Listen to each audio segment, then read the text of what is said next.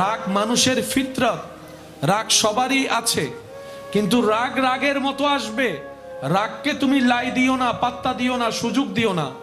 কারণ রাগ, হিংসা, অহংকার, লোভ, আমিত্ব, অভিমান এগুলো মানুষ হিসেবে তোমার কাছে আসবে, তোমার কাছে আছে, থাকবে।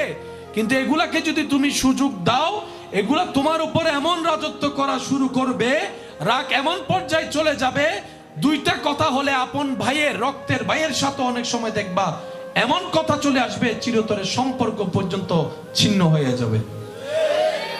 এবার আওয়াজ দিয়ে আপনারাই বলুন, বর্তমানে হয় কি হয় না? রাগের কারণে এক মায়ের পেটের ভাই, দুই ভাই, একজন আরেকজনের চেহারা দেখে না। হাজার হাজার মানুষ, বলেন না, হাজার হাজার মানুষ বউয়ের সাথে দুই চার কথা হলে রাগ করে 3-4টা তালাক একসাথে পারে না, যে 50,000 তালাক একসাথে দিতে।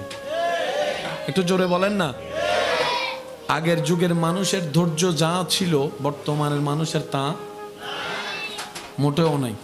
আর এটা কঠিন নয়, ভাবতে চিন্তা করতে কঠিন মনে হলো, পান্দাতা যেহেতু রবের সেজন্য কঠিন নয়, উম্মতটা যেহেতু নবীর সেজন্য কঠিন নয়।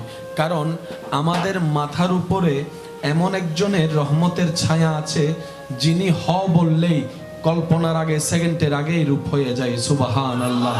আমাদের উপর এমন একজনের রহমতের নজর আছে, যিনি চাইলে পাহাড়